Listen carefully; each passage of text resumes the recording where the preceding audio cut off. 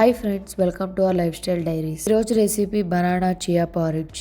2 tablespoon chia సీడ్స్ని night అంతా వాటర్లో నానబెట్టేసి పక్కన పెట్టేయాలండి. చూసారా, అలా కొంచెం బల్జ్ అవుతాయి.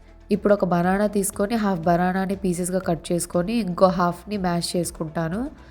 చియా సీడ్స్లో కాల్షియం ఇంకా మెగ్నీషియం ఎక్కువ ఉండడం వల్ల మనం 1+ ఇయర్స్ దగ్గర నుంచి ఎవరికైనా పెట్టచ్చండి. ఇంకా ఇందులో omega-3 ఫ్యాటీ యాసిడ్స్ కూడా ఉంటాయి కాబట్టి ఫిష్ తినని వాళ్ళు కూడా దీన్ని ఆప్ట్ చేసుకోవచ్చు. వెయిట్ మేనేజ్ చేసే వాళ్ళకి కూడా ఇది బెస్ట్ రెసిపీ. మనం బ్రేక్ఫాస్ట్లో తీసుకోవడం వల్ల మన బ్లడ్ గ్లూకోజ్ అనేవి స్పైక్ అవ్వకుండా ఉంటుంది. ఇప్పుడు నేను 200 ml పాలు తీసుకున్నాను. ఈ పాలని చియా సీడ్స్ మిక్చర్లో వేసి బాగా మిక్స్ చేసుకోవాలి. నేను 200 ml సరిపోతుంది అనుకొని తీసుకున్నాను, బట్ నాకు 100 ml సరిపోయింది ఆ చియా సీడ్స్ మిక్చర్కి. ఏదో మాకు కొంచెం పాలు ఎక్కువే కావాలనుకున్న వాళ్ళు మిక్స్ చేసుకోవచ్చు.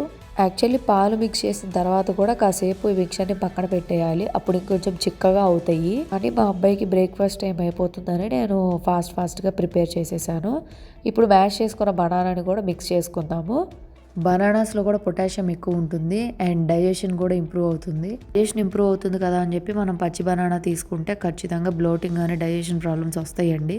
కొంచెం పండింది తీసుకుంటేనే దానిలో ఉన్న న్యూట్రియంట్స్ అనేవి మన బాడీలోకి వస్తాయి. అలా అని చెప్పేసి మరీ పండింది తీసుకున్నా కానీ మనకి డైజెషన్ అనేది జరిగిద్ది, కానీ దానిలో ఉన్న న్యూట్రియంట్స్ అనేవి మాత్రం మనకి ఏవి రావు.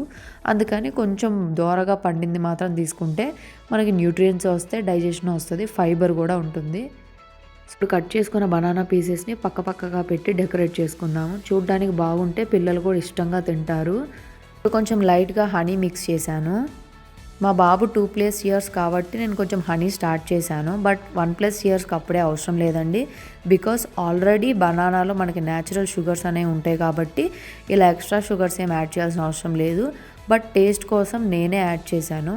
బనానా చియా సీడ్స్ పారిజ్ రెడీ అయిపోయింది. సరే, ఎంత ఈజీగా కొన్ని ఇంగ్రీడియంట్స్తోనే ఎంత ఫాస్ట్గా రెడీ అయిపోయిందో.